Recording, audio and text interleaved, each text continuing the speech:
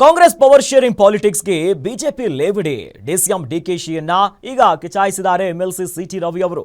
ಡಿಕೆಶಿಗೆ ಶಾಸಕರ ಬೆಂಬಲ ಇಲ್ಲ ಅನ್ನೋದಾಗಿ ಸಿಎಂ ಹೇಳಿದ್ದಾರೆ. ಈ ಅಪಮಾನ ಮಾಡಿಕೊಂಡು ಹೇಗೆ ಸುಮ್ಮನಿರ್ತಾರೆ ಅನ್ನೋದಾಗಿ ಹೇಳಿದ್ದಾರೆ.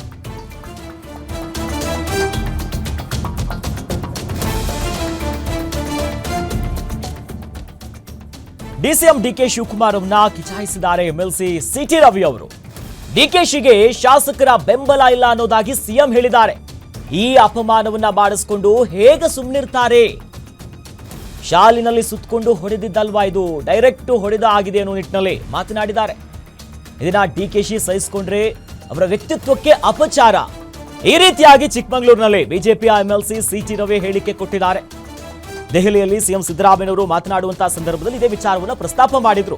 ನಾನೇ ಸಿಎಂ ಆಗಿರ್ತೀನಿ, ಯಾವ ಬದಲಾವಣೆ ಇಲ್ಲ, ಮುಂದಿನ ಚುನಾವಣೆಗೂ ಕೂಡ ನನ್ನದೇ ನಾಯಕತ್ವ ಎನ್ನುವಂತ ಮಾತಾಡುವಂತ ಸಂದರ್ಭದಲ್ಲಿ ಡಿಸಿಎಂ ಡಿಕೆ ಶಿವಕುಮಾರ್ ಅವರಿಗೆ ಶಾಸಕರ ಬೆಂಬಲ ಇಲ್ಲ, ಅಂದ್ರೆ ಕಡಿಮೆ ಇದೆ ಎನ್ನುವಂತ ದಾಟಿಯಲ್ಲಿ ಮಾತನಾಡಿದ್ರು.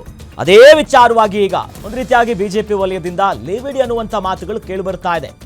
ಈ ರೀತಿಯಾಗಿ ಬಿಜೆಪಿಯ ಎಂಎಲ್ಸಿ ಸಿಟಿ ರವಿ ಅವರು ಹೇಳಿಕೆ ಕೊಟ್ಟಿದ್ದಾರೆ. ಇದನ್ನೆಲ್ಲ ಸಹಿಸಿಕೊಂಡು ಹೆಂಗಿರ್ತಾರೆ? ಸಹಿಸಿಕೊಂಡ್ರೆ ಡಿಕೆ ಶಿವಕುಮಾರ್ ಅವರು ಅವರ ವ್ಯಕ್ತಿತ್ವಕ್ಕೆ ಅಪಚಾರ ಇದು. ಶಾಲ್ನಲ್ಲಿ ಸುತ್ತಕೊಂಡು ಹೊಡೆಯೋದಲ್ಲ, ಡೈರೆಕ್ಟ್ ಹೊಡೆದಾಗೆ ಇದೆ ಎನ್ನುವಂತ ಮಾತಾಡಿದ್ದಾರೆ. ಹೆಂಗ್ ಸುಮ್ಮನಿರ್ತಾರೆ? ಈ ಮಾತೇನಿದೆಯಲ್ಲ ಇದು ಅಪಮಾನ ಆದಂತೆ. ಅಪಮಾನ ಮಾಡಿಸ್ಕೊಂಡು ಹೇಗೆ ಸುಮ್ಮನಿರ್ತಾರೆ ಡಿಸಿಎಂ ಡಿಕೆ ಶಿವಕುಮಾರ್ ಅವರು?